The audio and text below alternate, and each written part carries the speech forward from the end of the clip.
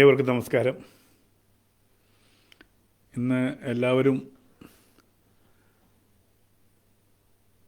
T വിക്ക് മുമ്പിലായിരിക്കും എന്ന് തോന്നുന്നു. എങ്കിലും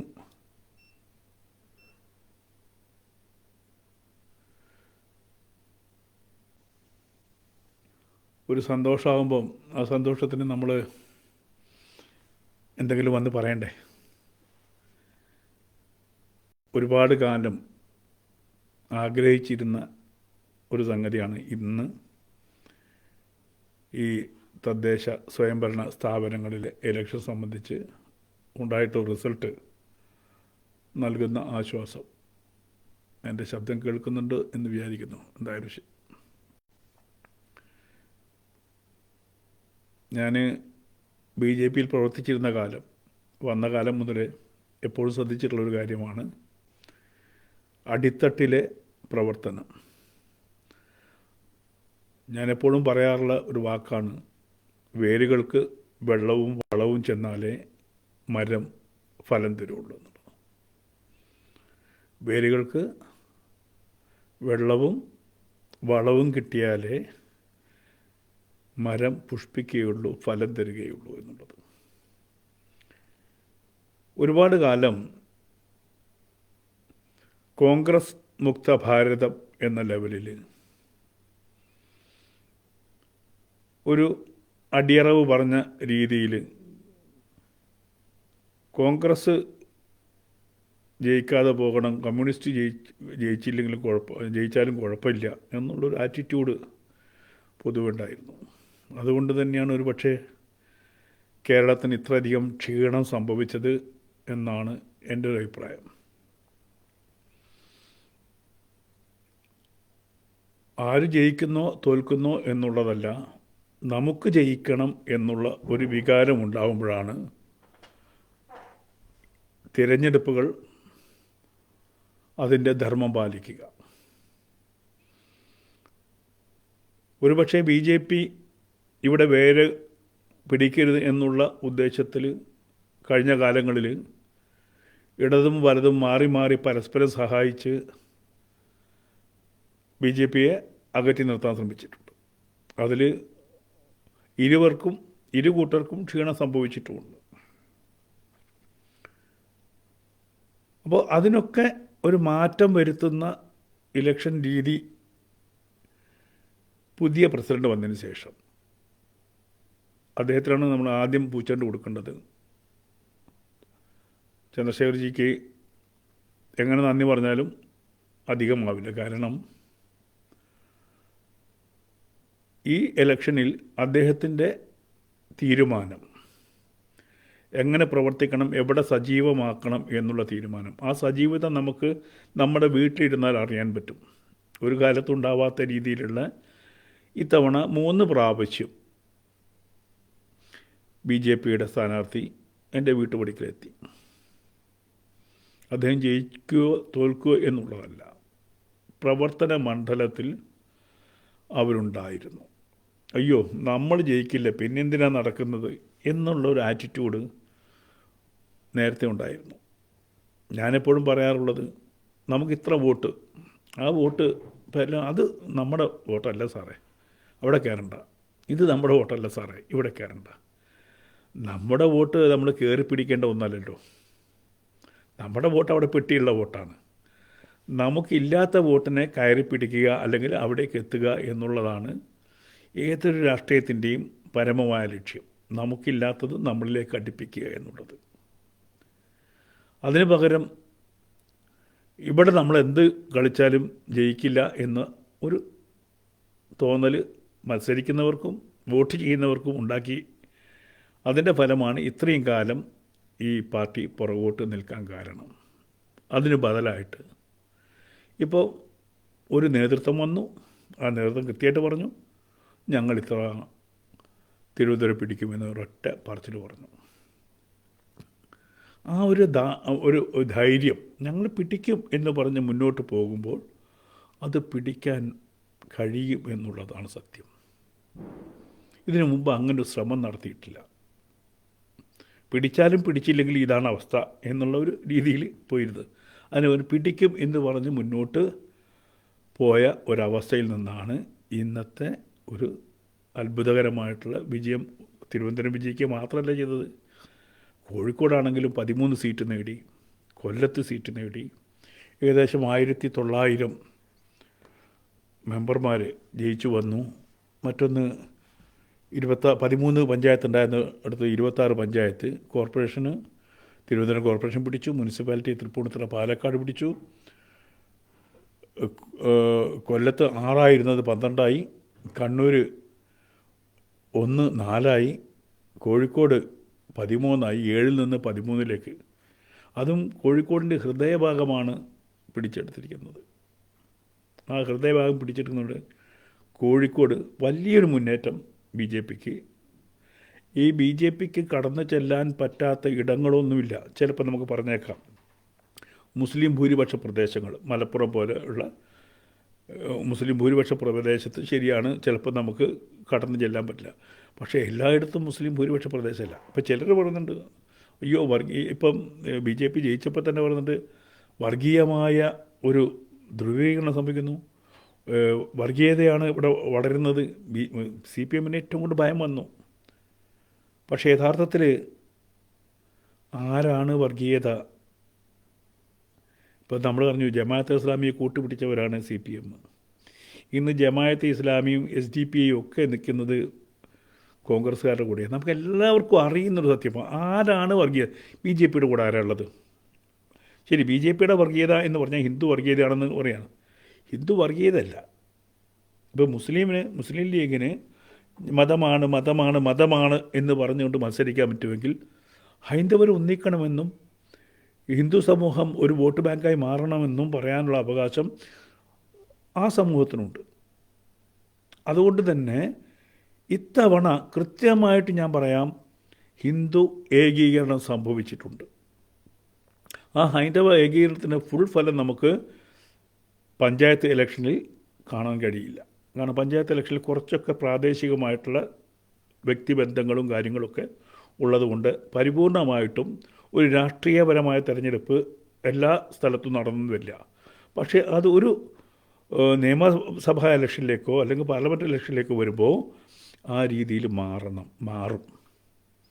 കാരണം നമുക്കറിയാം കേരളത്തെ ഏറ്റവും കൂടുതൽ പറയുന്ന വർഗീയത പാലൂട്ടി ഉറപ്പിക്കുന്നത് UDF LDF ആണെന്ന് പൊതുസമൂഹത്തിനറിയാം. പക്ഷേ ഇപ്രാവശ്യം കുറേ അടി കിട്ടി. SDP കുറേ അടി കിട്ടിയിട്ടുണ്ട്, പല സ്ഥലത്തും കിട്ടിയിട്ടുണ്ട്. എന്തുകൊണ്ട് കിട്ടി? ഇപ്പോൾ ഒരു വശത്തെ തളർത്താൻ ശ്രമിക്കുമ്പോൾ മറുവശം കൂട്ടിച്ചേരും, ഉറപ്പാണ്. മുൻകാലങ്ങളിൽ നായരും ഈഴവനും കളിച്ച് ഹൈന്ദവ സമൂഹം മാറി മാറി തോറ്റിട്ടുണ്ട്. ഇനിയും അങ്ങനെ തോറ്റുപോയാൽ സ്വാമി അയ്യപ്പൻ പോലും ആ പീഠത്തിലുണ്ടാവില്ല എന്നുള്ള ധാരണ ഹിന്ദു സമൂഹത്തിന് ഉണ്ടായിട്ടുണ്ട്. അതുകൊണ്ട് ഹൈന്ദവ ഏകീകരണം കേരളത്തിലും സംഭവിച്ചിരിക്കുന്നു. ആ സംഭവിക്കുന്നത് യഥാർത്ഥത്തിൽ എവിടെ നിന്നാണ് ആ വോട്ടൊക്കെ വരുന്നത്?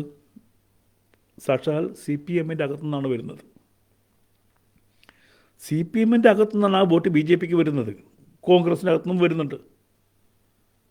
രണ്ട് പാർട്ടിക്കകത്തു നിന്നും വരുന്ന വോട്ടല്ലേ മൂന്നാമതൊരു പാർട്ടിക്ക് മാർജിൻ കൂട്ടുകയുള്ളൂ. അല്ലാതെ ഒരു വശത്ത് നടന്ന CPM എന്ന് മാത്രമല്ല, CPM എന്നും കോൺഗ്രസ് എന്നും ഈ കൊഴിഞ്ഞു പോക്കേണ്ട കാരണം ഈ മതപ്രീണനം തന്നെയാണ്. മതത്തിന് വേണ്ടിയിട്ട് അതല്ലെങ്കിൽ വർഗീയത എന്ന് BJP എന്നൊക്കെ പറയുകയും എന്നിട്ട് വർഗീയവാദികളായി മാറി വർഗീയ കൂട്ടുകെട്ടുണ്ടാക്കുകയും അതിൻ്റെ ഫലം കൊണ്ട് ജയിച്ചു പോരുകയും ചെയ്യുന്ന ഇടതുപക്ഷവും വലതുപക്ഷവും വർഗീയത എന്ന വാക്ക് പറയാൻ അർഹരല്ല. അപ്പോൾ അവിടെ വർഗീയതയുണ്ടാകുമ്പോൾ അവിടെ ഈ പറയുന്ന സോപ്പുകൾ, ഈ പറയുന്ന ന്യൂനപക്ഷ സോപ്പുകൾ പ്രയോഗിക്കുമ്പോൾ ഭൂരിപക്ഷ സോപ്പുകളും ഉണ്ടാവും. അത് സ്വാഭാവികമാണ്. അപ്പോൾ കുറ്റം പറഞ്ഞിട്ടൊന്നും കാര്യമില്ല. ഭൂരിപക്ഷത്തിനും ജീവിക്കണ്ടേ? ന്യൂനപക്ഷത്തിന് മാത്രം ജീവിച്ചാൽ പോരല്ലോ. അപ്പോൾ ഭൂരിപക്ഷ ഏകീകരണം സംഭവിക്കുന്നു എന്നുള്ളത് CPM വിരൽ പിടിച്ചിട്ടൊന്നും കാര്യമില്ല. CPMഉം ഈ അവസ്ഥയ്ക്ക് കാരണമാണ്, കോൺഗ്രസും കാരണം. അപ്പോൾ കോൺഗ്രസ്സിന് കുറേ സീറ്റ് കിട്ടി എന്നും പറഞ്ഞ് കോൺഗ്രസ് ചാടേണ്ട കാര്യമില്ല. ആ തുള്ളിച്ചാട്ടം അത്ര രസകരമായിട്ട് നിയമസഭാ ഇലക്ഷനിൽ സംഭവിക്കാനും പോകുന്നില്ല. നമുക്കറിയാം മാറ്റമുണ്ടായിട്ടുണ്ട്. ആ മാറ്റം അടുത്ത നിയമസഭാ ഇലക്ഷനിൽ എൻ്റെ ഒരു കാഴ്ചപ്പാടിൽ ഒരു 35 സീറ്റോളം BJPക്ക് കൊണ്ടുവരാൻ കഴിയും എന്നുള്ളതാണ്, കൃത്യമായിട്ട് പ്രവർത്തിക്കുകയാണെങ്കിൽ. അങ്ങനെ ഇവിടെ എന്താണ് ഈ കൃത്യമായ രാഷ്ട്രീയ മാത്രം വെച്ച് പുലർത്തുന്ന ഒരു ജനതയൊന്നുമില്ല ഈ രാജ്യത്തുള്ളത്. അവരെല്ലാം നോക്കിക്കാണുന്നുണ്ട്. രാഷ്ട്രീയത്തിൽ ഇടപെടാത്ത അല്ലെങ്കിൽ രാഷ്ട്രീയത്തിൻ്റെ ഉള്ളിലേക്ക് കടന്നു ചെല്ലാത്ത വലിയൊരു സമൂഹം ഈ രാജ്യത്തുണ്ട്, ഈ കേരളത്തിലുണ്ട്. അപ്പോൾ അവർ വ്യക്തമായിട്ട് നോക്കുന്നത് പുരോഗമനം ആർക്ക് കൊണ്ടുവരാൻ പറ്റും എന്നുണ്ട്. എങ്ങോട്ടും മാറാവുന്ന ഒരു യൂണിറ്റാണത്. രാഷ്ട്രീയം പുറത്തു പറയാതെ എന്നാൽ കാര്യങ്ങളൊക്കെ ശ്രദ്ധിക്കുന്ന ഒരു സമൂഹം കേരളത്തിലുണ്ട്. അവരിതെല്ലാം കാണുന്നുണ്ട്. ഈ ന്യൂനപക്ഷ പ്രീണനവും കാണുന്നുണ്ട്, അതേപോലെ തന്നെ കൊള്ളയും കാണുന്നുണ്ട്, കമ്മ്യൂണിസ്റ്റ് കൊള്ളയും കാണുന്നുണ്ട്. ഇന്നിപ്പോൾ കൃത്യമായിട്ടും ഇന്നത്തെ താരം മണിയനാശാനാണ്. മണിയനാശൻ എന്താ പറഞ്ഞത്? ഞങ്ങൾ കൊടുത്തതൊക്കെ വാങ്ങി നക്കിയേച്ചും ഞങ്ങളെ വലിപ്പിച്ചു എന്നാ പറഞ്ഞത്. മണിയനാശൻ പോയ ലെവൽ അങ്ങനെയാണ്. ഞങ്ങൾ കൊടുത്തേച്ചത് എന്താ? ഇവൻ്റെയൊക്കെ തറവാട്ട് നിർത്തി കൊടുത്തതാണോ? അവൻ്റെയൊക്കെ അമ്മായിയപ്പൻ്റെ വീട്ടിൽ നിർത്തി കൊടുത്തതാണോ? അല്ലല്ലോ. ഈ പൊതുഖജനാവെന്ന് നമ്മളടയ്ക്കുന്ന ടാക്സിൽ നിന്ന് എടുത്തിട്ട് ഇലക്ഷന് മുമ്പ് ഒന്ന് വാരിക്കോരി വീശി നോക്കിയതാണ് നടക്കുമോ എന്ന്. നടന്നില്ല. ഇപ്പോൾ മോങ്ങലോടും. എന്നിട്ടോ തീർന്നില്ല. അതുകൊണ്ട് അരിശൻ തീരാഞ്ഞിട്ടവൻ വാളുമെടുത്ത് ഓടി നടന്നുകൊണ്ടിരിക്കും. ഇപ്പം മലബാറിൽ വടിവാളും കൊണ്ടാണ് ജയിച്ച പാർട്ടിയെ സിന്ദാബാദ് വിളിപ്പിക്കാൻ സമ്മതിക്കാതെ, ഒരു പ്രകടനം നടത്താൻ പറ്റാതെ ഈ പിണറായി വിജയൻ്റെ മൂക്കിൻ്റെ താഴെ ഇന്ന് ഇടതുപക്ഷം അഴിഞ്ഞാടുന്നത്. ജനം കാണണം ഇതൊക്കെ. ഈ അഴിഞ്ഞാട്ടം കാണണം CPMകാരുടെ. തോറ്റാൽ കലിയിളകുക, ആക്രമിക്കുക. ഈ തോൽവി പ്രതീക്ഷിച്ചിട്ടില്ലല്ലേ? നിങ്ങളുടെ പാളയത്ത്, ഈ ഇടതുപക്ഷത്തിൻ്റെ പാളയത്ത് തന്നെയാണ് മറിച്ച് കുത്തിയത്. അതുകൊണ്ടാണല്ലോ ഇടതുപക്ഷം തോറ്റത്. അപ്പോൾ തല്ലിക്കൊല്ലേണ്ടത് സ്വന്തം പാർട്ടിക്കാരാദ്യം തല്ലിക്കൊല്ലട്ടെ. ജയിച്ചവരുടെ നേരെയല്ല ഓടേണ്ടത്. അത് ജയിപ്പിച്ചതാരാണ്? നിങ്ങളുടെ കയ്യിലിരിപ്പുണ്ട്. ഭഗവാന്റെ സ്വർണം കട്ടത്. ഇപ്പുറത്ത് എന്താണ് ചെറുവരില്ലാത്തവൻ്റെ നോക്കിയിട്ട് പെരുവരില്ലാത്തവൻ കുറ്റം പറഞ്ഞതുപോലെ, സകല സ്ത്രീപീഡകരെയും സ്വന്തം നിയമസഭയിൽ ഇരുത്തിയിട്ട് കോൺഗ്രസിൻ്റെ പുറകെ പാഞ്ഞതുപോലെ. ഇതൊക്കെ ജനം കാണുന്നുണ്ട്. ജനങ്ങൾക്ക് നല്ല ബോധ്യമുണ്ട്. വന്നല്ലോ ഇവിടെ റൈഡർമാർ, ഈ സുഡാപ്പികൾക്ക് ഇന്ന് ഭയങ്കര ചൊറിഞ്ഞ്. കാരണം സുഡാപ്പികൾക്ക് കാലം മാറി, കേരളം മാറി എന്നുള്ളത് സുഡാപ്പികൾ തിരിച്ചറിഞ്ഞു. ഞങ്ങളൊക്കെ ഈ പറഞ്ഞ കുറച്ച് വർഗീയത പറഞ്ഞിട്ട് തന്നെയാണോ ഇതൊക്കെ കിട്ടിയത്? അതുകൊണ്ട് സുഡാപ്പികൾ കരഞ്ഞിട്ടൊന്നും കാര്യമില്ല. ഞങ്ങൾ ഇനിയും പറയും. നിങ്ങൾ പറയുമ്പോൾ അതേപോലെ ഞങ്ങൾ പറയും. അതിന് മാറ്റം സമൂഹത്തിലുണ്ടാവും. ആ സമൂഹത്തിലുള്ള മാറ്റമാണ് ഇന്ന് കേരളത്തിൽ പ്രതിഫലിക്കുന്നത്. കേരളവും മാറുകയാണ്. എന്താ, കേരളത്തിന് കാവ്യ പുതച്ചാൽ എന്തെങ്കിലും ബുദ്ധിമുട്ടുണ്ടാവുമോ? കേരളത്തിന് കാവ്യ പുറച്ച കുറച്ച് മലബാറിലുള്ള സുഡാപ്പികൾ കിടന്ന് കരഞ്ഞേക്കാം, അല്ലെങ്കിൽ ചില പോക്കറ്റുള്ള സുഡാപ്പികൾ കരഞ്ഞേക്കാം. പക്ഷേ കേരളവും വികസനത്തിൻ്റെ പാതയിലേക്കാണ്, നന്മയുടെ പാതയിലേക്കാണ് എന്ന് പറയാതെ വയ്യ. ഇപ്പം കോഴിക്കോട് കൃത്യമായിട്ടും CPM നടത്തിയിട്ടുള്ള ഈ വർഗീയ പ്രീണനത്തിൻ്റെ ഫലം കോഴിക്കോട് അനുഭവിക്കുക. എനിക്കറിയാം, കോഴിക്കോട് തളി ക്ഷേത്രത്തിന് നേരെ വിരൽ ചൂണ്ടിയവരാണ് CPM. വിരൽ ചൂണ്ടുക മാത്രമല്ല, അവിടെ ചില കൊള്ളരുതായ്മകൾ കാണിച്ചു. അതുകൊണ്ട് വർഷങ്ങൾക്ക് ശേഷം തളി ഉൾപ്പെടുന്ന സ്ഥലത്ത് BJP ജയിച്ചു. സഖാക്കൾ മനസ്സിലാക്കണം. സഖാക്കൾ എവിടെയൊക്കെ അമ്പലത്തിനിട്ട് പണിതിട്ടുണ്ടോ അവിടെയൊക്കെ സഖാക്കൾ തോറ്റു. ധർമ്മത്തിൻ്റെ വിജയമാണത്.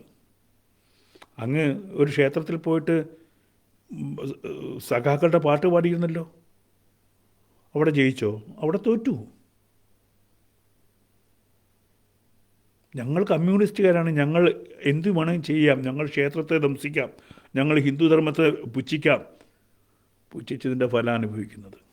ഈ പറയുന്ന UDF നേരത്തെ ചെയ്ത, ഇപ്പോൾ ചെയ്തുകൊണ്ടിരിക്കുന്ന അതേ പ്രീണനം നടത്തിയവരാണ് പിണറായി വിജയനും സഖാക്കളും.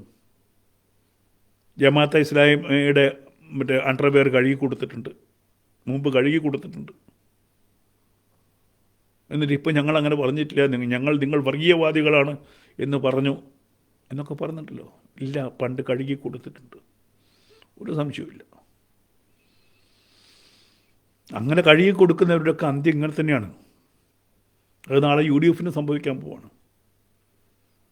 ഈ പച്ച അണ്ടർവെയർ കഴുകിക്കഴിഞ്ഞാലും അത് കഴുകി കൊടുത്താലും ഒടുവിൽ സംഭവിക്കാൻ പോകുന്നത് ഈ പ്രീണനത്തിൻ്റെ തിരിച്ചടി ഉടനെ കിട്ടും. കാലം പഴയതല്ല. കാരണം ഇന്ന് അറിവ് വിരൽത്തുമ്പിലാണ്, യാതൊരു സംശയമുണ്ടാകുക. ഇന്ന് അറിവ് വിരൽത്തുമ്പിലാണ്. ആ വിരൽത്തുമ്പിലുള്ള അറിവ് കൊണ്ട് വെച്ച് തന്നെ പൊതുസമൂഹത്തിന് പെട്ടെന്ന് കാര്യങ്ങൾ തിരിച്ചറിയാൻ പറ്റും. എങ്ങോട്ടാണ് കാള വാല് വെക്കുമ്പോഴേ അറിയാം എന്തിനാണെന്നുള്ളത്. ആ തിരിച്ചറിവാണ് BJPയുടെ വിജയം. ഒപ്പം നല്ല നട്ടലുള്ള പ്രസിഡന്റ് വന്നു. നല്ല നട്ടല്ല, ഞങ്ങൾ പിടിച്ചെടുക്കും എന്ന് പറഞ്ഞുകൊണ്ട് ഈ കേരളത്തിലെ അങ്ങേയറ്റം മുതൽ ഇങ്ങേയറ്റം വരെയുള്ള സാധാരണ BJP പ്രവർത്തകൻ്റെ നെഞ്ചിലേക്ക് ചെറിയൊരു തണുപ്പ് വീശിക്കൊടുത്തിട്ട് പ്രവർത്തിക്കട, ഫലം കാണും എന്ന് പറയാനുള്ള ഒരു ചങ്കൂറ്റമുള്ള ഒരു നേതൃത്വം വന്നു. അതുതന്നെയാണ് ഈ വിജയത്തിൻ്റെ പിന്നിൽ. അല്ലെങ്കിൽ കൃത്യമായിട്ട് പഴയ ആ തെളിക്കുന്ന രീതിയിൽ ഒരു ഇച്ചിരി കച്ചി മുന്നിൽ വെച്ചിട്ട് മുന്നോട്ട് പോയിക്കൊണ്ടേയിരിക്കുള്ളായിരുന്നു. അത് എൻ്റെ അനുഭവം കൊണ്ടാണ് പറയുന്നത്. വോട്ട് കിട്ടും എന്നുള്ളത് എൻ്റെ അനുഭവമാണ്. കൊടുവള്ളി പോലെ മണ്ഡലത്തിൽ ഞാൻ മത്സരിച്ചിട്ട് 6000 വോട്ടിൽ നിന്ന് 11,565 വോട്ടിലേക്ക് വോട്ട് ഷെയർ കൂട്ടിയിട്ടുണ്ട്. ആ അനുഭവം വെച്ചിട്ടാണ് പറയുന്നത്. പിന്നെ ആർക്കത് ബ്രേക്ക് ചെയ്യാൻ പറ്റിയിട്ടില്ല. പ്രവർത്തിച്ചാൽ വോട്ട് കിട്ടും എന്നുള്ളത് ഉറപ്പാണ് BJPക്ക്. പക്ഷേ ജനങ്ങളിലൊരു വിശ്വാസം, ഞങ്ങൾ ജയിക്കാൻ വേണ്ടിയാണ് മത്സരിക്കുന്നത് എന്നുള്ളൊരു വിശ്വാസം ഉണ്ടാക്കി കൊടുത്താൽ BJP മുന്നോട്ട് വരും. അതുണ്ടാക്കിയപ്പോൾ അത് വിടാതെ പിന്തുടരണം. മാത്രമല്ല, ഈ നിയമസഭാ ഇലക്ഷനിൽ 5ഉം 10ഉം 15ഉം പ്രാവശ്യം മത്സരിച്ചവരെന്നെ വീണ്ടും മത്സരിച്ച് ആ മുഖം കൊണ്ട് ചെന്ന് കഴിഞ്ഞാൽ അടി കിട്ടും. മാറ്റം ഉണ്ടാക്കണം. നിയമസഭ എന്നൊക്കെ പറയുമ്പോഴത്തേക്കും അവിടത്തേക്ക് എത്തുമ്പോൾ നല്ല സ്ഥാനാർത്ഥികൾ വേണം. അതിന് സ്വതന്ത്രരായാലും കുഴപ്പമില്ല. ആ ടാറ്റിക്സ് ഉപയോഗിക്കണം. ജനങ്ങളുടെ മുമ്പിൽ കൃത്യമായിട്ട് മുഖമുള്ള സ്ഥാനാർത്ഥികൾ വേണം. മുഖമുള്ള സ്ഥാനാർത്ഥികളെ നിയമസഭാ ഇലക്ഷനിൽ മത്സരിപ്പിച്ചാൽ രാഷ്ട്രീയത്തിനപ്പുറമായിട്ടും ചിലപ്പോൾ സ്ഥാനാർത്ഥികളെ കണ്ടെത്തേണ്ടി വരും. അങ്ങനെ പ്രവർത്തിച്ചാൽ ഉറപ്പായിട്ടും അടുത്ത നിയമസഭാ ഇലക്ഷനിൽ ഞാൻ കണക്കാക്കുന്നത് 30നും 35നും ഇടയിലുള്ള സീറ്റുകൾ BJPക്ക് പിടിച്ചെടുക്കാനാവും. ഒരു ചെറിയ കണക്കാണ് ഞാൻ പറയുന്നത്, 35 സീറ്റ്. പക്ഷെ അങ്ങനെ ഒരു 35 സീറ്റ് പിടിച്ചെടുക്കാൻ കഴിഞ്ഞാൽ കേരളത്തിൻ്റെ ഭരണത്തിൽ BJPക്ക് സ്വാധീനം ചെലുത്താൻ കഴിയും. ഒറ്റയടിക്ക് ഒരു ഗവൺമെൻറ് ഉണ്ടാക്കുക എന്നുള്ളതല്ല, പകരം ആ സാന്നിധ്യം കൊണ്ട് ഭരണത്തെ നിയന്ത്രിക്കാൻ കഴിയുന്ന അവസ്ഥ ഉണ്ടാവും. ഇത് ഒരു കുഞ്ഞുപോലുമില്ല എതിർത്ത് പറയാൻ എന്നുള്ളത് കൊണ്ട് നിയമസഭയിൽ എന്ത് പൊലയാട്ടും ഇവരെക്കുറിച്ച് പറയാം, അല്ലെങ്കിൽ BJPയെക്കുറിച്ച് പറയാം, സംഘത്തെക്കുറിച്ച് പറയാം, മോദിയെക്കുറിച്ച് പറയാം എന്നുള്ള ഒരവസ്ഥ ഇന്ന് കേരളത്തിലുണ്ട്. സാധാരണ ഒരിക്കലും അനുവദിക്കാത്തതാണ്. സഭയിലില്ലാത്തവരെ കുറിച്ച് സഭയിൽ സംസാരിക്കാൻ പാടില്ല, ഇവർ സംസാരിക്കും. എപ്പോൾ നോക്കിയാൽ കാവ്യ കണ്ടാൽ ഈ ചുവപ്പേട്ട കാളയെപ്പോലെ തുള്ളുന്ന ആൾക്കാരാണ് ഈ UDF LDFും. ഇനി കാവ്യ കണ്ട് അങ്ങ് ശീലമാവും. ഇപ്പം കാവ്യ ഇല്ലാത്തൊരു സ്ഥലമില്ലല്ലോ. കൊല്ലത്ത് ഇപ്പം എന്ത് ചെയ്യും? കോഴിക്കോട് എന്ത് ചെയ്യും കാവ്യനെ? അങ്ങനെ പല സ്ഥലത്തുമുണ്ട്. കാവ്യയെ തട്ടാതെ ഇനി നടക്കാൻ പറ്റില്ല പൊന്നു സഹോദര. കാവ്യയെ തൊട്ട് തന്നെ നടക്കേണ്ടി വരും, കേരളത്തിൽ അങ്ങേയറ്റം മുതൽ ഇങ്ങേയറ്റം വരെ. അതുകൊണ്ട് ആ കാവ്യയോടുള്ള ഒരു വൈരാഗ്യം ഉണ്ടല്ലോ, അതങ്ങ് മാറ്റി വെച്ചാൽ ഇരു കൂട്ടർക്കും നല്ലതാണ്. കാവ്യയുടെ വഴിക്ക് തന്നെ പോകും. അത് പെട്ടെന്നൊന്നും അങ്ങ് നശിച്ചു പോകുന്നില്ല. ഞങ്ങൾ സനാതനം എന്ന് പറയുന്നത് നശിക്കാത്തത് എന്നുള്ള അർത്ഥത്തിലാണ് പറയുന്നത്. കാവ്യ രഞ്ജിത്ത് അത് കാണാൻ ഞാൻ കോഴിക്കോടുണ്ടല്ലോ, എപ്പോൾ വേണമെങ്കിൽ വരാം. ഇന്ന് എല്ലാവരും ഹാപ്പി ആയിരിക്കുമല്ലോ. അതുപോലെ ഒരു സന്തോഷമുള്ള ദിവസമാണ് ഇന്ന് എൻ്റെ സിനിമയുടെ ജോലി ഇന്ന് പൂർത്തിയായി. അപ്പോൾ ഡബിൾ സന്തോഷമാണ്. സിനിമയ്ക്കൊരു പേരിട്ടിട്ടുണ്ട്, മാൻഡ്രേക്ക് എന്നാണ് ഇട്ടിരിക്കുന്നത്. കാരണം എൻ്റെ മാൻഡ്രേക്ക് ഒരു ചേഞ്ച് ഓവറായിരുന്നു കേരളത്തിൽ. അതേപോലെ തന്നെ ഒരു മാൻഡ്രേക്ക് വരട്ടെ എന്നുള്ളതാണ്. മാൻഡ്രേക്കിൻ്റെ അത്ര സൂപ്പർ കോമഡി ഒന്നുമല്ല, എങ്കിലും അത്യാവശ്യം ചിരിക്കാനും കണ്ടിരിക്കാനും പറ്റുന്ന സബ്ജക്റ്റ്. അതുകൊണ്ട് തന്നെ അതിന് മാൻഡ്രേക്ക് എന്ന് തൽക്കാലം പേരിട്ടിട്ടുണ്ട്. അങ്ങനെ മുന്നോട്ട് പോകുന്നു. അപ്പോൾ എന്തായാലും ഇന്നത്തെ സന്തോഷത്തിൽ ഇതിന് മുഴുവൻ പൂച്ചെണ്ടുകളും ഈ BJP പ്രവർത്തകർക്കും ഒപ്പം BJPയെ നയിച്ച നമ്മുടെ പ്രസിഡൻറ്റിനും കൊടുക്കാതെ വയ്യ. BJP പ്രവർത്തകരോടൊക്കെ നമ്മുടെ സന്തോഷം അറിയിക്കുകയാണ്. എല്ലായിടത്തും പ്രവർത്തിച്ചു. ആ പ്രവർത്തിച്ചവർക്കൊക്കെ നമ്മൾ നന്ദി പറയുന്നു. ഇനി പ്രവർത്തിക്കാനുള്ളൊരു ഊർജ്ജവും കൂടി ഈ ഇലക്ഷനുണ്ട്. ഇപ്പോൾ പലപ്പോഴും ഇവിടെ നമുക്ക് വേരുണ്ടാവില്ല, ഇവിടെ ഓടില്ല എന്ന് പറയുന്നില്ല. ഹീറോ സംശയമൊന്നുമില്ല. ഹീറോ ആരാണെന്ന് ചോദിച്ചിട്ടുണ്ടെങ്കിൽ ചന്ദ്രശേഖർജി തന്നെ. അല്ലെങ്കിൽ യാതൊരു സംശയം എന്താ, ആ കൃത്യമായിട്ട് നിലപാടെടുത്തു, ഒളിച്ചോടിയിട്ടൊന്നുമില്ല. പറയാനുള്ളത് പുള്ളി അങ്ങനെ വലിയ പ്രാസംഗികനോ ഒന്നുമല്ല, പക്ഷേ അദ്ദേഹം കൃത്യമായിട്ട് എന്തൊക്കെ ചെയ്യണോ അത് ചെയ്തു എന്നുള്ളതാണ്.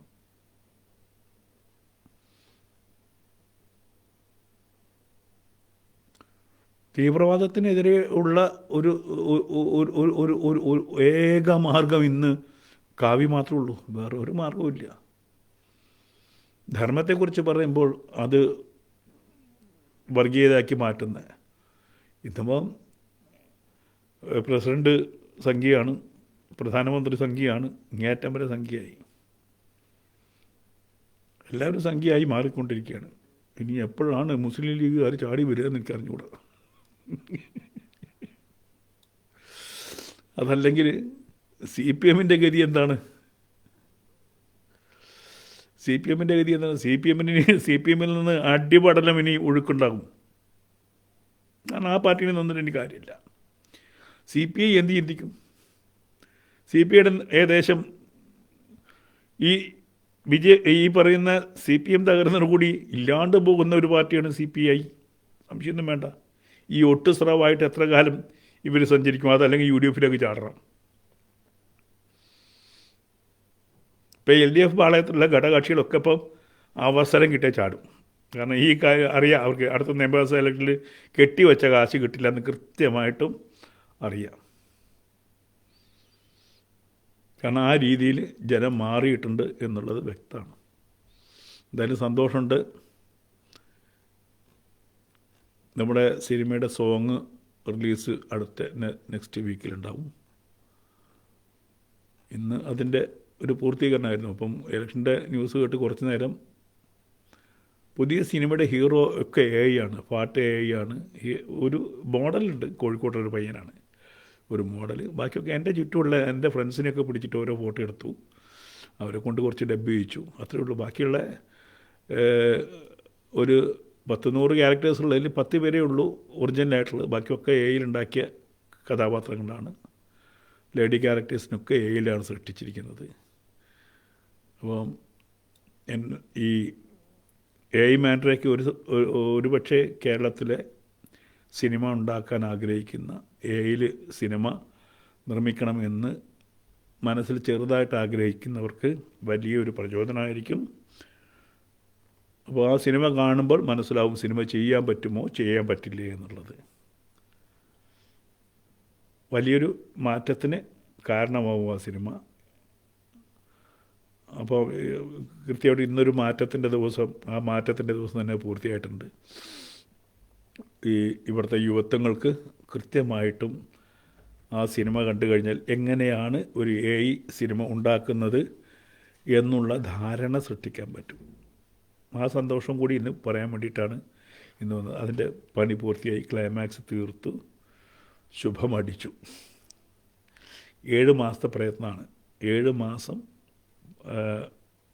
24/7 എന്ന് വേണമെങ്കിൽ പറയാം. ആ രീതിയിൽ 7 മാസത്തെ പ്രവർത്തനത്തിൻ്റെ ഫലമായിട്ട് അതും ഒരു വിജയത്തിലേക്ക് എത്തി എന്ന് വേണമെങ്കിൽ പറയാം. അത്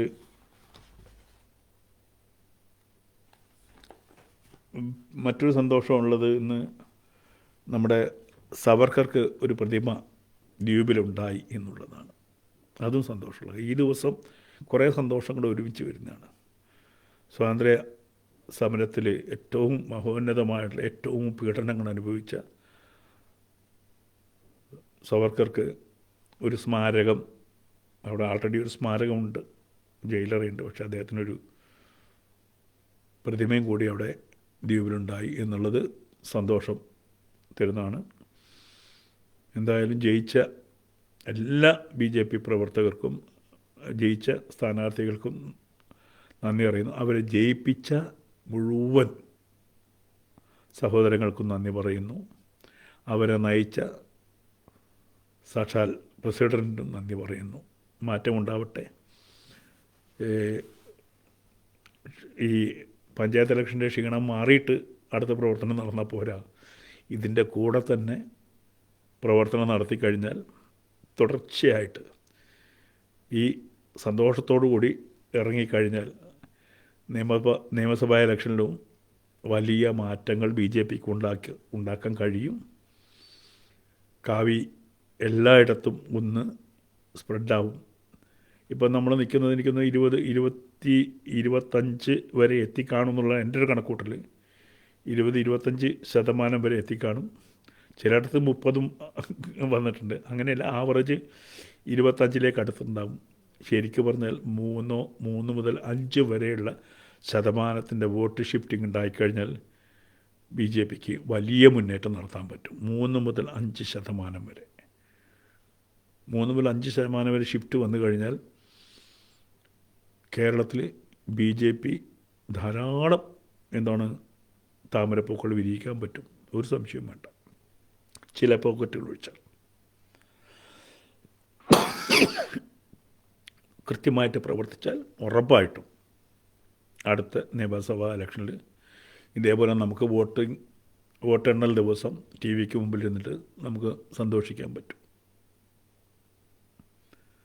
നമ്മൾ ഒന്നും രാഷ്ട്രീയത്തിലില്ല എങ്കിലും, രാഷ്ട്രീയത്തിൽ പ്രവർത്തിക്കുന്നില്ല എങ്കിലും പൂർണ്ണമായിട്ടും മോദിജിയുടെ ഭരണം, ആ ഭരണം ഇവിടെ നിലനിൽക്കണമെന്നും ആഗ്രഹിച്ചുകൊണ്ട്, അതേപോലെ തന്നെ ഹൈന്ദവ കൂട്ടായ്മ, ഞാൻ തുറന്നു പറയുന്ന കൂട്ടത്തിലാണ്, ഞാൻ വർഗീയവാദി നിങ്ങൾ വിളിച്ച ഒരു കുഴപ്പമില്ല, ഹൈന്ദവ കൂട്ടായ്മ ഉണ്ടാവണമെന്നും ഹൈന്ദവ ഏകീകരണം ഉണ്ടാവണമെന്നും ആഗ്രഹിക്കുന്നതാണ്. അത് ഉണ്ടാവാതിരിക്കാൻ വേണ്ടിയിട്ട് എടുത്ത നിലപാടുകൾക്ക് കഴിഞ്ഞ ആഴ്ച ഒരുപക്ഷെ എനിക്ക് തോന്നുന്നു കേരളത്തിലെ മാറ്റത്തിന് ഏറ്റവും കൂടുതൽ സ്വാധീനം ചെലുത്തിയ വ്യക്തി ആരാണെന്ന് ചോദിച്ചാൽ ഞാൻ പറയും പണിക്കരാന്ന് പറയും. ശ്രീജിത്ത് പണിക്കരാണെന്ന് പറയും. ശ്രീജിത്ത് പണിക്കരുടെ ചില എടുത്ത നിലപാടുകൾ ഈ പറയുന്ന ജനങ്ങളെ സ്വാധീനിച്ചിട്ടുണ്ട്. അതിൽ ഏറ്റവും വലുതാണ് കഴിഞ്ഞ ആഴ്ചയിലുണ്ടായ ചർച്ച. എപ്പോഴും ദളിത് പ്രേമം പറഞ്ഞ് നമ്മുടെ നാട്ടിൽ വർഗീയ ധ്രുവീകരണം ഉണ്ടാക്കുന്ന, ജാതീയ ധ്രുവീകരണം ഉണ്ടാക്കുന്ന കുറേ ഈ കമ്മി പേപ്പട്ടികൾ, ഞാൻ അങ്ങനെ പറയുള്ളൂ, കമ്മി പേപ്പട്ടികൾ. ആ പേപ്പട്ടികൾക്ക് കൃത്യമായ മറുപടി കൊടുത്തപ്പോൾ നമ്മുടെ രാമൻ ആരോ ആയിക്കോട്ടെ, രാമൻ നമ്മൾ പറയാമെന്നില്ല, ദൈവം ഇറക്കി തന്ന പുസ്തകമാണ് രാമായണം എന്നൊന്നും പറയാറില്ല, ഹിന്ദു പറയാറില്ല. അത് വാൽമീകി എഴുതിയ രാമായണം എന്ന് തന്നെയാണ് പറയുന്നത്. അതും പറയുന്നത് എന്താണ്, സാഹിത്യ സൃഷ്ടി എന്നുള്ളത് തന്നെയാണ് പറയുന്നത്. അതിലൂടെ ആ രാമൻ ഒരു എഫക്റ്റ് ഉണ്ട് ആ കഥാപാത്രത്തിന്. ആ കഥാപാത്രത്തിനെയാണ് ജനങ്ങൾ സ്നേഹിക്കുന്നത്. ഒരു രാമൻ എഫക്റ്റ് ഉണ്ട്. അതിനെ ഇല്ലായ്മ ചെയ്യാൻ വേണ്ടിയിട്ട്. അതേപോലെ ഹിന്ദു ധർമ്മങ്ങളിലെ ഈ വർണ്ണാശ്രമ സമ്പ്രദായം എന്ന് പറഞ്ഞിട്ട് ജാതീയത ഊട്ടി വളർത്തുന്ന ഈ പറയുന്ന ആളുകൾക്ക് കൃത്യമായ മറുപടി കഴിഞ്ഞ ആഴ്ച പണിക്കർ കൊടുത്തു. അത് വലിയ ചർച്ചയായി, കേരളത്തിന് മൊത്തം സജീവ ചർച്ചയായിട്ട്. അപ്പോൾ ഈ പറയുന്ന പോലെ ഈ കുറേ സാംസ്കാരിക നായകളുണ്ട്. ആ സാംസ്കാരിക നായകളാണ് ഏറ്റവും കൂടുതൽ ഈ ഇടതുപക്ഷത്തിന് വേണ്ടി കുരയ്ക്കുകയും, പിന്നെ ചില സ്വതന്ത്ര ചിന്തകരുണ്ട്, പറയുമ്പോൾ ഭയങ്കര സ്വതന്ത്ര ചിന്തകരാണ് അവർ. സ്വതന്ത്രമായിട്ടാണ് ചിന്തിക്കുക. പക്ഷേ ആ വാക്കുകൾക്കിടയിൽ ഒരു ഒരു ഒരു ഹിന്ദു വിരുദ്ധത ഉണ്ടാവും. ഹിന്ദു വിരുദ്ധത എന്ന് പറയുമ്പം അത് ഏത് വിരുദ്ധതയാണ് വരിക? ശരിക്ക് സംഘ്യവിരുദ്ധത എന്നാണ് പറയുക, കാവ്യവിരുദ്ധത എന്ന് പറയും. സ്വതന്ത്ര ചിന്തകരാണ്. പക്ഷേ ഇവർ ഈ പറയുന്ന ഇടതുപക്ഷത്തിൻ്റെ വാലാട്ടി പട്ടികളാണെന്ന് കൃത്യമായിട്ട് മനസ്സിലാക്കണം. ഈ പറയുന്ന നമ്മുടെ നാടിൻ്റെ പൈതൃകത്തെ ചവിട്ടി മെതിക്കുന്ന ഈ സാംസ്കാരിക പട്ടികളെയും നമ്മൾ നമ്മുടെ ചിന്തയിൽ നിന്ന് അകറ്റി നിർത്തണം. അതിന് തുടക്കം കൃത്യമായിട്ട്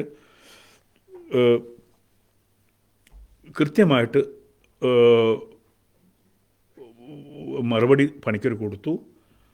അത് ഗംഭീരമായി. പണിക്കർക്കും ഞാനിപ്പോൾ ഈ അവസരത്തിലൊരു നന്ദി പറയുകയാണ്. പണിക്കർ കൃത്യമായിട്ടത് പറഞ്ഞു. കാരണം ഹൈന്ദവതയിലെ ജാതീയത മാത്രമല്ല ഭരണഘടനാ ശില്പി നോക്കിയത്. മതങ്ങളിലുമുള്ള ഈ പറയുന്ന ജാതി വ്യവസ്ഥ എല്ലാ മതങ്ങളിലും ഉണ്ടെന്നേ. വെറുതെ നിങ്ങളൊന്ന് ഗൂഗിൾ ചെയ്ത് നോക്കൂ. ഇസ്ലാം മതത്തിലെ കാസ്റ്റിസം ഒന്നടിച്ചു നോക്കൂ നിങ്ങൾ ഗൂഗിളിൽ. 100 കണക്കിന് ജാതികൾ ഇസ്ലാമിലുള്ളത് നിങ്ങൾക്കറിയാം. ക്രിസ്ത്യാനികളിലും 100 കണക്കിന് ജാതികളുണ്ട്. ഈ ജാതികളൊക്കെ മാറ്റി നിർത്തിയിട്ട് ഹിന്ദു ജാതീയത, എന്നാൽ ഹിന്ദു ജാതീയത ഇല്ലാതാക്കാൻ ശ്രമിച്ചത് ഹിന്ദുവിലെ സവർണരാണ്. അതാണ് വേറൊരു രസം. ഇവിടുത്തെ ബ്രാഹ്മണ സമൂഹം തന്നെയാണ് മുന്നോട്ട് വന്ന് ഹൈന്ദവ സമൂഹത്തിലെ ഈ ജാതി വ്യവസ്ഥയ്ക്കെതിരെ സമരം ചെയ്യുകയും ഒരുമിച്ചുണ്ണുകയും ക്ഷേത്രപ്രവേശനത്തിന് വേണ്ടിയിട്ട് മുന്നോട്ട് വരികയും ചെയ്തത് ഈ ധർമ്മത്തിലെ നല്ല പാണ്ഡിത്യമുള്ള സവർണർ തന്നെയാണ് മുന്നോട്ട് വന്നത്. അവർണരേക്കാളും കൂടുതൽ സവർണർ വന്നിട്ടാണ് കേരളത്തിൽ മാറ്റം ഉണ്ടാക്കിയത്. ഹിന്ദു സമൂഹത്തിൽ നിന്നാണ് ആ മാറ്റത്തിന് തുടക്കം കുറിച്ചത്. അല്ലാതെ പുറത്തു നിന്നിട്ട് ഒരാൾ വന്നിട്ടല്ല ഹിന്ദു സമൂഹത്തിൽ മാറ്റമുണ്ട്, അതിനകത്തുനിന്ന് തന്നെയാണ്. അങ്ങനെ മാറി വന്ന് 100 വർഷങ്ങൾക്കിപ്പുറം പരസ്പരം ജാതി ചോദിക്കാതെ ജീവിക്കുന്ന ഒരു സമൂഹത്തിനിടയ്ക്ക് ഇന്നും ദളിതൻ്റെ പേരും പറഞ്ഞ് ജാതീയമായിട്ട് ഹിന്ദുവിനെ പകുത്തു മാറ്റി ഈ പറയുന്ന ഇടതുപക്ഷത്തിന് വോട്ടുണ്ടാക്കുന്ന ഈ പറയുന്ന സാംസ്കാരിക നായകളെയും ഒപ്പം സ്വതന്ത്ര ചിന്തകരെന്ന കുപ്പായമിട്ട കമ്മ്യൂണിസ്റ്റുകാരെയും സൂക്ഷിക്കണം. ഈ 2 സമൂഹമാണ്, ഈ 2 കുടില തന്ത്രങ്ങളാണ് കേരളത്തിൽ എപ്പോഴും ചെറുപ്പക്കാരെ വഴിതെറ്റിക്കാൻ ശ്രമിച്ചിട്ടുള്ളത്. അവരുടെ മുഖംമൂടി എപ്പോഴും സ്വതന്ത്ര ചിന്തകർ എന്ന് പറഞ്ഞിട്ടാണ്. പക്ഷേ കമ്മ്യൂണിസ്റ്റ് ചിന്തകരാണ് എന്നുള്ളത് കൃത്യമായിട്ട് അട്ടിവരയിട്ട് പറയണം.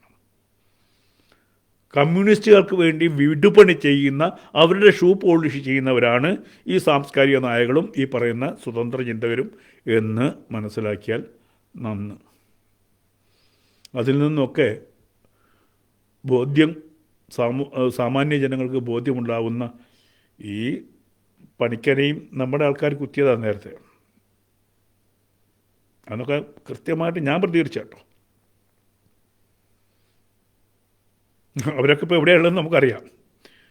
ഇപ്പോൾ ഈ പറയുന്ന ഇതിൻ്റെ പുറകിൽ വന്ന് ചിരിക്കാനും കൈ കാണിക്കാനും ഒക്കെ ഉള്ള വ്യഗ്രതയിലുണ്ട്. അവരിരുന്നപ്പോൾ എന്താ ചെയ്തതെന്നുള്ളത് നമുക്ക് കൃത്യമായിട്ട് അറിയാം. ആരൊക്കെയാണോ ഈ പറയുന്ന കാവിക്ക് വേണ്ടി കൊടി ഉയർത്തിയിട്ടുള്ളത്, സംസാരിച്ചിട്ടുള്ളത്, അവരെയൊക്കെ വെറുപ്പിക്കാൻ ശ്രമിച്ചിട്ടുണ്ട് ഇതിൻ്റെ മുമ്പുള്ള നേതൃത്വം. അത് ഞങ്ങളൊന്നും മറന്നുപോയില്ല. ആ നേതൃത്വം മാറിയിട്ട് മറ്റൊരു ചാനൽ ഓപ്പൺ ചെയ്തപ്പോഴാണ് ഈ വിജയം ഉണ്ടാക്കാൻ പറ്റിയത്. അതല്ലെങ്കിൽ പണ്ടത്തെ പോലെ വെച്ച് മാറി ഇങ്ങനെ അഡ്ജസ്റ്റ്മെൻറ്റ് ചെയ്ത് ഇതില്ലാതെ പോകുമായിരുന്നു. അത് സംഭവിച്ചില്ല എന്നുള്ള കാര്യമാണ് ഏറ്റവും കൂടുതൽ സന്തോഷമുള്ളത്. എന്തായാലും അവാർഡ് മാത്രമല്ല, ഈ അന്തം കമ്മി ഭുജികൾക്ക് അവാർഡ് മാത്രമല്ല, സാമ്പത്തിക ലാഭമുണ്ടെന്നേ. 2 തരത്തിൽ നിന്നാണ്. ഈ കമ്മ്യൂണിസ്റ്റ് ഭാഗത്തു നിന്നുള്ള അവാർഡുകളും കിവാർഡുകളും ഒപ്പം കൂടാതെ ഇവിടുത്തെ ജമാഅത്തെ ഇസ്ലാമി പോലെയുള്ള, അതല്ലെങ്കിൽ ഈ മുജാഹിദ് പോലെയുള്ള അവരുടെ കയ്യിൽ നിന്ന് നല്ല പണവും കിട്ടുന്നുള്ളതാണ് എൻ്റെ കണക്കൂട്ടൽ. കാരണം ഹിന്ദു ജാതിയുമായി വിഭജിക്കപ്പെട്ടാൽ ലാഭമാർക്കാണ്? മതമാറ്റ ലോബികൾക്കാണ്, തീവ്ര ഇസ്ലാമിസ്റ്റുകൾക്കും. കാരണം അവരുടെ ഈ ഈ ഫണ്ടമെൻ്റലായിട്ട് എഴുതി വെച്ചിട്ടുള്ള കാര്യങ്ങളിൽ ഈ ദളിതരെ കൺവേർട്ട് ചെയ്യണം എന്നുള്ള കൃത്യമായിട്ടുള്ള ധാരണ അവർക്കുണ്ട്. ദളിതരെ കൂട്ടുപിടിച്ചുകൊണ്ട് ഹിന്ദുവിനെ ആക്രമിക്കുന്ന പറഞ്ഞത് മനസ്സിലാകുന്നുണ്ടല്ലോ. അപ്പോൾ അതുകൊണ്ടാണ് ഈ കമ്മ്യൂണിസ്റ്റിൻ്റെ ഓരം പറ്റി അവാർഡുകളും അവരുടെ കുറച്ച് നക്കാപ്പിച്ചകളും വാങ്ങി അവരുടെ പല സാംസ്കാരിക വകുപ്പിൽ നിരങ്ങി ചെരുപ്പ് നക്കി ഒപ്പം ഈ പറയുന്ന ഈ ഇസ്ലാമിക ചാട്ടുളികളുടെ അവരുടെ ഉളിയായിട്ട് മാറുക. രണ്ട് രീതിയിലാണ് ഇപ്പോൾ പറയുന്നത്. ഈ ജമാഅത്തെ ഇസ്ലാമിയുടെയും ഈ SDP ഒക്കെ നാവായിട്ടും ഇവർ മാറും. അവർക്ക് വേണ്ടി വിടുപണി ചെയ്യുന്നവരായിട്ട് മാറും. അവർക്ക് വേണ്ടി കൂട്ടിക്കൊടുപ്പ് നടത്തുന്നവരായിട്ടാണ് ഇവരും പ്രവർത്തിക്കുന്നത്. അത്തരക്കാരെ കൃത്യമായിട്ട് ആക്രമിച്ചില്ലെങ്കിൽ, അവരെ ചോദ്യം ചെയ്തിട്ടില്ലെങ്കിൽ, ഇപ്പം പിണറായി വിജയന് സന്തോഷമായില്ലേ? അയ്യപ്പം വേണ്ടത് കൊടുത്തില്ലേ? ഇപ്പം കറുപ്പ് കാറ്, ഗോശാല, അതുകൂടാതെ അയ്യപ്പ സംഗമം, ഇതൊക്കെ നടത്തിയിട്ട് എന്തായി? കിട്ടേണ്ടത് കിട്ടിത്തുടങ്ങി. കമ്മ്യൂണിസ്റ്റുകാർക്ക് കിട്ടേണ്ടത് അയ്യപ്പൻ കൊടുക്കും. ഞാൻ എപ്പോഴും പറയാറില്ല, അയ്യപ്പൻ കൊടുക്കും. അയ്യപ്പൻ അങ്ങനെ മാറുന്ന പ്രത്യക്ഷ ദൈവമാണ് അയ്യപ്പൻ. ഞാനൊരു വിശ്വാസമാണ്. എനിക്ക് അനുഭവമുള്ളതാണ് അയ്യപ്പൻ്റെ അടുത്ത്. അയ്യപ്പൻ കൃത്യമായിട്ട് ഇടപെടും. കൃത്യമായിട്ട് ഇടപെട്ട് കൃത്യമായിട്ട് കാര്യങ്ങൾ ചെയ്യുകയും ചെയ്യും.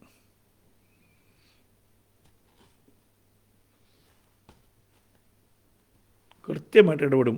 ആ ഇടപെടലാണ് പലപ്പോഴും ആ ഇടപെടൽ കൃത്യമായിട്ട് വോട്ടാക്കി മാറ്റാൻ നമുക്ക് നേരത്തെ കഴിഞ്ഞില്ല. പക്ഷേ ഇപ്പം അത് സാധ്യമാകുന്നു. ഇപ്പോൾ പോലും എനിക്കൊന്ന് ശബരിമല വിഷയത്തിൽ ഒരു മെല്ലെപ്പോക്ക് നടത്തിയിട്ടുണ്ട് BJP നേതൃത്വം. അത്ര കണ്ട് പ്രൊവോക്കായിട്ടില്ല. തിരുവനന്തപുരത്തെ പ്രതിഷേധങ്ങൾ ഒതുങ്ങിപ്പോയി. അല്ലെങ്കിൽ കുറച്ചും കൂടി നല്ല റിസൾട്ട് ഉണ്ടായേനെ. എന്തായാലും ശരി, ഈ വിജയത്തിൽ തിളക്കമുള്ള വിജയം തന്നെയാണ് എല്ലായിടത്തും. അപ്പം ഒരു കാര്യത്തിൽ നമുക്ക്, കാരണം ജിഹാദികൾക്കും കുറച്ചൊരു പേടിയുണ്ടാവും. ജിഹാദികൾക്ക് അല്പം ഭയം വരും. ഭയം വരണമല്ലോ. സെട്ടാ ഞങ്ങളെ കണ്ടാൽ കുറച്ച് ഭയം വരണം. കാരണം നിങ്ങൾ ഉദ്ദേശിക്കുന്ന വഴിക്ക് തന്നെ സമൂഹം കൊണ്ടുപോവില്ല, നടക്കില്ല. ഈ 2047 ഒരു ഇസ്ലാമിക ഭരണം ഉണ്ടാക്കാം എന്നും പറഞ്ഞ് വെളിച്ചെണ്ണ കൊണ്ട് നടക്കുന്നവർക്കൊക്കെ വെളിച്ചെണ്ണ കാച്ചി വേറെ വല്ല പണിക്കും പോകേണ്ട അവസ്ഥ ഉണ്ടാവും. ഇനിയും കിട്ടാൻ ബാക്കിയുണ്ട്. ഉറപ്പാ. സ്വാമി ശരണം അസലായിട്ട് സ്വാമി കൃത്യമായിട്ട് കൊടുക്കും. അതെനിക്ക് ഉറപ്പുണ്ട്. ഇനി ഞാൻ പറഞ്ഞില്ലേ, ഞാൻ കഴിഞ്ഞ ഒരു ദിവസം പറഞ്ഞില്ലേ, അയ്യപ്പൻ്റെ മുമ്പിൽ ഇങ്ങനെ കൂപ്പ് കൈ ഇല്ലാതെ പുറകിൽ ഇങ്ങനെ നിന്നവന് ആ കൈ കൊണ്ട് ചന്തി കഴുകാൻ പറ്റാത്ത അവസ്ഥ ഉണ്ടാവുമെന്ന് ഞാൻ പറഞ്ഞിട്ടുണ്ട്. നിങ്ങൾ നോക്കിക്കോ, ഉണ്ടാവും, ഉറപ്പായിട്ടുണ്ടാവും. അയ്യപ്പൻ്റെ അത്രയും നമ്മളൊക്കെ അവിടെ ചെന്നാലേ അതിൻ്റെ പവർ അറിയുള്ളൂ. ഈ പറയുന്ന കാന വഴിക്ക് തന്നെ പോകണം. പോയിട്ട് അവിടെ അയ്യപ്പനെ ഒരു സെക്കൻഡിലൊരു അംശം കണ്ടിട്ട് ആ നിർവൃതി ഉണ്ടാകുന്ന മനുഷ്യൻ്റെ മുമ്പിലാണ് ഈ കോപ്പറാട്ടിത്തരങ്ങൾ മുഴുവൻ കമ്മ്യൂണിസ്റ്റുകാരും കാണിച്ചത്. അവിടെ തേവിടിശുകളെ കയറ്റിയത്. അതിൻ്റെ ഫലം അനുഭവിക്കാണ്ട് പോവുമോ? പുഴുത്തേ പോവുള്ളൂ. ഞാനങ്ങനെ പറയും. ഏത് സമ്പ്രാനായാലും അനുഭവിച്ചേ പോവുള്ളൂ. അനുഭവിക്കാതെ പോവില്ല. അനുഭവത്തിൻ്റെ തുടക്കമാണിത്. നമ്മുടെ മൂർത്തികളോട് ചെയ്ത, അതിൻ്റെ സമൂഹത്തിനോട് ചെയ്ത, ക്ഷേത്രങ്ങളോട് ചെയ്ത പാതകങ്ങൾക്കെല്ലാം മറുപടി ഒന്നൊന്നായി കിട്ടിക്കൊണ്ടിരിക്കുകയാണ്. ഇനി വളർച്ച താഴോട്ടാണ്. എങ്ങനെയാണോ പശ്ചിമ ബംഗാളിൽ ഇല്ലാതെ പോയത്, തീർന്നു പോയത്, അതേപോലെ വേര് മുറിഞ്ഞു പോകും. അത്രമാത്രം ദ്രോഹം ചെയ്തിട്ടുണ്ട് ക്ഷേത്രങ്ങൾക്ക്, ഹൈന്ദവ വിശ്വാസങ്ങൾക്ക്. അത് EMSൻ്റെ കാലഘട്ടം മുതൽ. ചുമ്മാ പറയുന്നതല്ല. നമ്മൾ ക്ഷേത്രത്തിൽ കോഴിവെട്ട് നിരോധിച്ച് ഒന്ന് ആലോചിച്ച് നോക്കൂ. ക്ഷേത്രത്തിലെ കോഴിവെട്ട് നിരോധിച്ചു, പക്ഷേ പള്ളിയിലെ മൂരിവെട്ട് നിരോധിച്ചിട്ടില്ല. ഒരേ ന്യായം. ഒരു ജീവിയെയും കൊല്ലാൻ പാടില്ല വിശ്വാസത്തിൻ്റെ പേരിൽ. പക്ഷേ ഹിന്ദുവിന് കൊല്ലാൻ പാടില്ല എന്നും മുസൽമാന് കൊല്ലാമെന്നും നിയമം വരുമ്പോൾ അവിടെ എന്താണ് സംഭവിക്കുന്നത്? നമ്മുടെയൊക്കെ പഴയ തറവാടുകളൊക്കെ ഈ ചില വിശ്വാസങ്ങളെ പാലൂട്ടി ഉറപ്പിച്ച് വന്നിട്ടുള്ളതാണ്.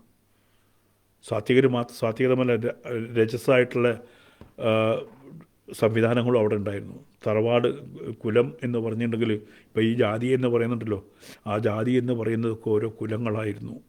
അപ്പോൾ നായർ കുലത്തിന് നായർ കുല ദേവതകളുണ്ടായിരുന്നു, അതിന് പ്രത്യേക രീതിയിലുള്ള പൂജകളുണ്ടായിരുന്നു. ബ്രാഹ്മണ കുലത്തിന് ബ്രാഹ്മണ ദേവതകളാണ്, പുലയ കുലത്തിന് പുലയ ദേവതകളാണ്, പണിയ കുലത്തിന് പണിയ ദേവതകളാണ്. അങ്ങനെ ഹിന്ദുവിലെ ഓരോ ഈ പറയുന്ന വർഗവിശേഷങ്ങളും അവർക്കൊക്കെ കുലവും കുലദേവതകളും ഉണ്ടായിരുന്നു. ഇതിനൊക്കെ തച്ചുടച്ചത് കമ്മ്യൂണിസ്റ്റുകാരാണ്. അന്തിക്കൊരു വിളക്ക് കത്തിക്കുന്നത് ഇല്ലാതാക്കിയവരാണ് കമ്മ്യൂണിസ്റ്റുകാർ. ഹിന്ദു ഭവനങ്ങളിൽ അന്തിക്കൊരു വിളക്ക് കത്തിക്കുന്നതും രാമരാമ രാമരാമ എന്ന് ജപിക്കുന്നതും ഇല്ലാതാക്കിയവരാണ് കമ്മ്യൂണിസ്റ്റുകാർ.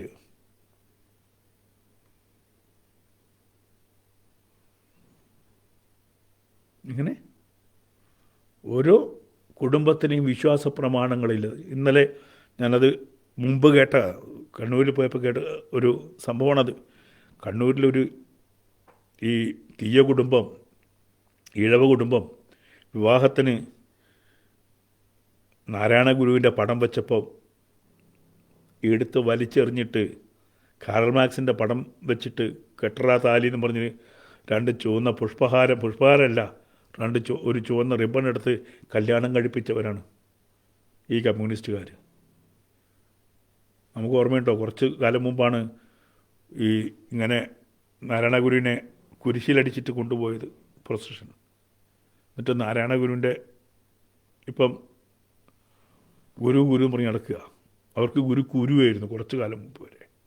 ഹിന്ദു ധർമ്മങ്ങളെ, ഹൈന്ദവ വിശ്വാസങ്ങളെ ഒക്കെ തല്ലി തകർക്കാൻ അവർ ശ്രമിച്ചിട്ടുണ്ട്. UDF പ്രത്യക്ഷത്തിൽ ചെയ്യില്ല, പരോക്ഷമായിട്ട് UDF ചെയ്യുന്നത് എന്താ, അത് മറ്റുള്ളവർ ചെയ്തോളൂ. ആര്? സുഡാപ്പികൾ ചെയ്തുകൊള്ളും. അതുകൊണ്ട് സുഡാപ്പികൾക്ക് വേണ്ട സൗകര്യം ചെയ്തു കൊടുക്കും. അതാണ് കോൺഗ്രസ്സുകാർ ചെയ്യുക. പറയുമ്പം കോൺഗ്രസ്സിലെ നായന്മാരും നമ്പ്യാന്മാരൊക്കെ ആയിരിക്കും, പക്ഷേ സുഡാപ്പികൾക്ക് വിടുപണി ചെയ്തു കൊടുക്കും.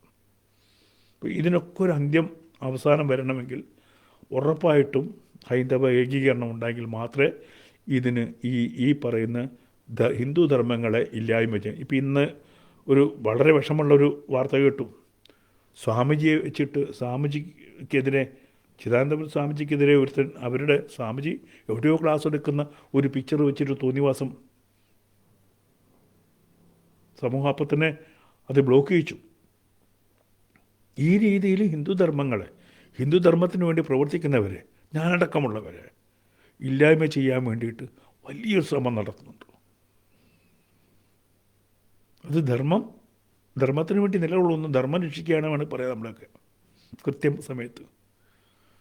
എന്തായാലും സന്തോഷം. ഇനി ദീർഘിപ്പിക്കുന്നില്ല.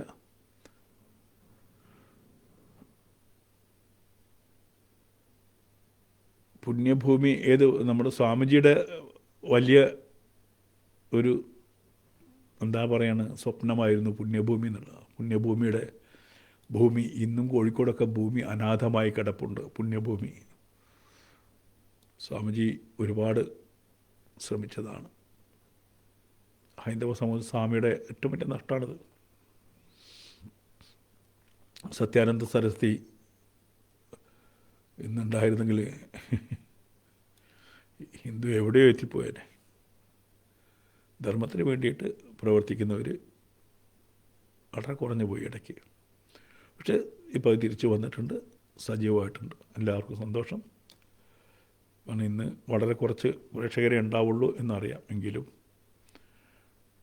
ഒരിക്കൽ കൂടി എല്ലാവർക്കും നന്ദി, നമസ്കാരം. അതേപോലെ തന്നെ നമ്മുടെ സിനിമയെ എല്ലാവരും സ്വീകരിക്കണം.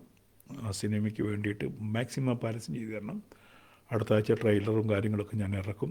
അത് എല്ലാവരും എത്തിക്കണം. ഒരുപാട് തിയേറ്ററുകൾ റിലീസ് ഉണ്ടാവില്ല, കുറച്ച് തിയേറ്ററുകളുടെ റിലീസ് ഉണ്ടാവുള്ളൂ. ആ തിയേറ്ററുകളിൽ പരമാവധി ആളുകൾ കാണുക.